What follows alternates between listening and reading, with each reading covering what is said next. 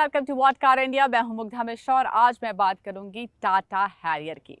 जनवरी 2019 में टाटा मोटर्स ने लॉन्च की थी टाटा हैरियर और इसके साथ ही इसके बारे में काफ़ी सारा इंटरेस्ट जनरेट हुआ था। पहले तो ये गाड़ी देखने में बहुत अच्छी है, इसकी एक कमांडिंग रोड प्रेजेंस है। इसके साथ ही इसमें लैंड रोवर के प्लेटफॉर्म की इंस्पिरेशन और फिएट से लिया गया time tested 2 litre diesel engine. लेकिन फिर भी सेल्स के मामले में ये इंटरेस्ट टेपर डाउन हो गया। उसकी कई वजह थी, उनमें से एक बड़ी वजह थी इसमें ऑटोमेटिक का ऑप्शन नहीं था।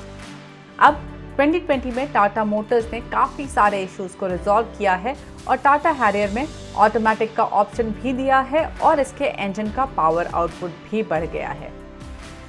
तो चलिए अब पता करते हैं क्या टाटा हैरियर अपने इस नए अवतार में पहले से कहीं बेहतर है। टाटा हैरियर के लुक्स में एक बड़ा बदलाव है और वो है इसके सादे से दिखने वाले व्हील्स की जगह अब ये कहीं बेहतर दिखने वाले dual tone diamond cut alloy wheels दिए गए हैं। इसके अलावा जो भी बदलाव किए गए हैं सभी इसका इस्तेमाल आसान बनाने के लिए किए गए हैं। इसके ORVMs का साइज अब छोटा है। पहले इसका बड़ा साइज ड्राइव करते वक्त ब्लाइंड स्पॉट बनाता था।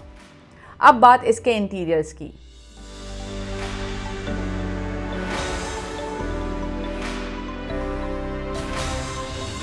टाटा हैरियर के इंटीरियर्स मुझे पहले भी पसंद थे।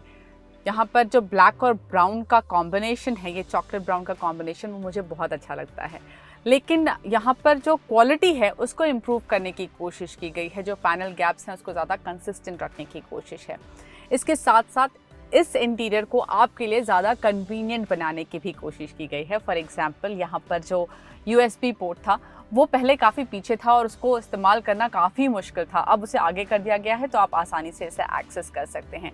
इसके साथ साथ ये जो IRVM है ये भी अब ऑटो डिमिंग है तो ये अभी इस्तेमाल करना आसान हो जाता है। ये जो ड्राइवर सीट है ये अब इलेक्ट्रॉनिकली एडजस्टेबल है, आप इसे आराम से एडजस्ट कर सकते हैं। इसमें लंबा सपोर्ट भी है लेकिन वो मैनुअल है, आप यहाँ इस लीवर के ज़रिए उसे सेट कर सकते हैं। इसके अलावा एक और चीज़ जो कि बड़ा एडिशन है टाटा हैरियर के इंटीरियर्स में वो है ये पैनोरामिक सनरूफ।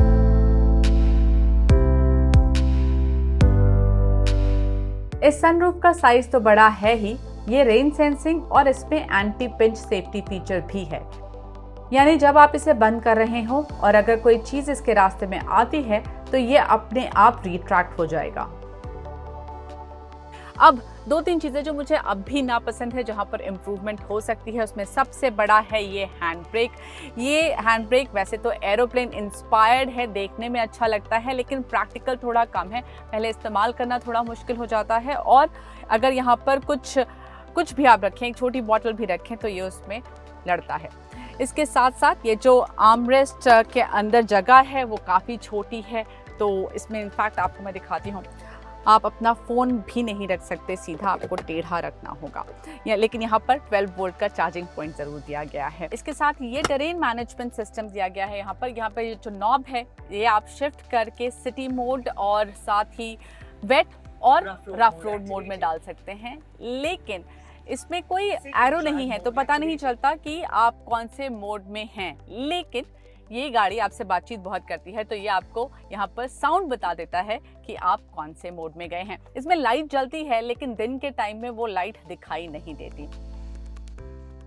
ये जो टच स्क्रीन है, पहले तो मुझे इस टच स्क्रीन का साइज पसंद नहीं है, ये काफ़ी पतली है और इसका जो रिस्पॉन्स है वो काफ़ी लैग के साथ आता है, कभी कभी तो काफ़ी लंबा लैग हो जाता है।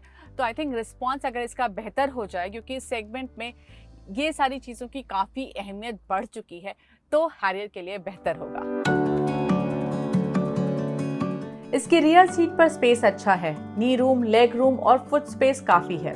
इसकी सीट वाइड है, थाई सपोर्ट अच्छा मिलता है, लेकिन कुशनिंग हार्ड है तो लॉन्ग ड्राइव पर थकाने वाली लग सकती है।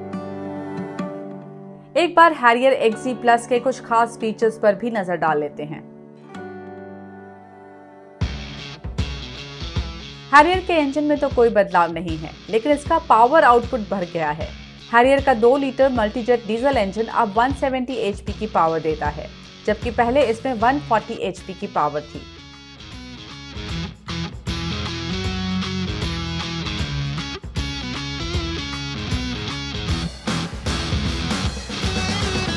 टॉर्क या फिर पुलिंग पावर में कोई बदलाव नहीं है, ये अब भी 350 Nm है और इसमें कोई कमी हैरियर में थी भी नहीं।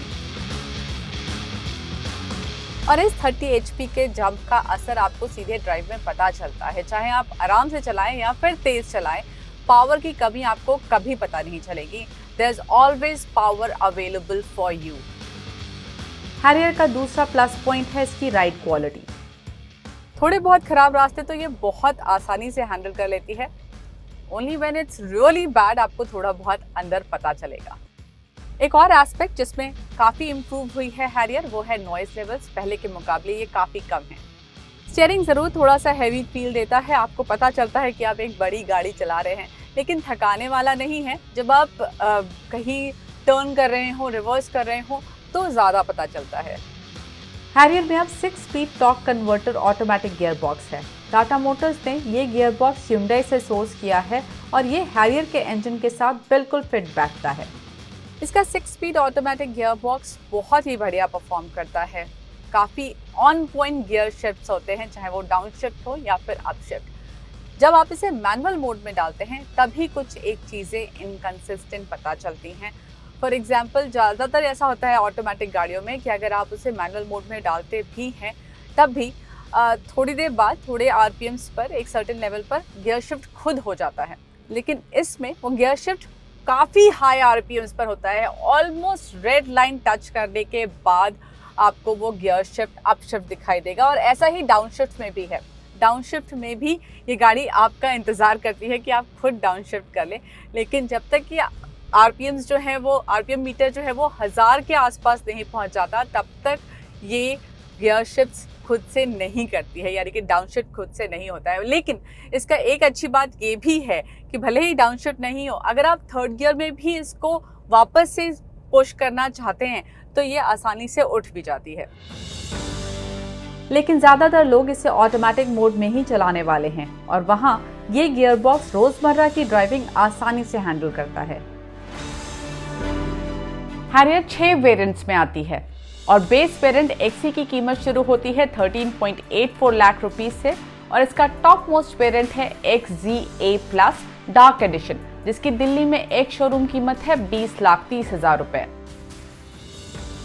कंपनी ने हाल ही में XT प्लस वेरिएंट उतारा है, जिससे पैनोरामिक सनरूफ वाली हैरियर खरीदना ज्यादा अफोर्डेबल हो गया है। इसके बेस वेरिएंट XE में dual airbag, electronic stability program, projector headlamp with DRL तो मिलते हैं, लेकिन टच स्क्रीन नहीं मिलती। अगर आप ऑटोमेटिक गाड़ी खरीदना चाहते हैं तो सबसे अफोर्डेबल वेरिएंट है XMA, जिसकी कीमत 16,40,000 रुपए है। इस वेरिएंट में आपको touch screen, JBL 6 speaker setup, multi drive modes, 6 वे एडजस्टेबल सीट्स जैसे फीचर्स मिलते हैं। Top variant manual XE plus और ऑटोमेटिक XEA प्लस की कीमत 18,90,000 से शुरू होती है। इस वेरिएंट में आपको पैनोरामिक सनरूफ, 6 वे adjustable powered seat, diamond cut wheels, terrain response modes, JBL subwoofer equipped audio system और 6 एयरबैग्स जैसे फीचर्स मिलते हैं। टाटा मोटर्स 2020 हैरियर के साथ 2 साल या 1 लाख किलोमीटर तक की वारंटी फ्री दे रहा है। इसको 25,600 रुपए देकर 5 साल या फिर अनलिमिटेड किलोमीटर्स के लिए बढ़ाया जा सकता है और मेरे हिसाब से हैरियर खरीदते वक्त 5 साल की वारंटी लेनी चाहिए। नई हैरियर का 6 स्पीड ऑटोमेटिक गियर बॉक्स आम ड्राइविंग कंडीशंस में बेहतरीन काम करता है। वहीं पैनोरामिक सनरूफ, इम्प्रूव्ड इंटीरियर्स के साथ अब ये कहा जा सकता है कि हैरियर पहले के मुकाबले बेहतर प्रोडक्ट है।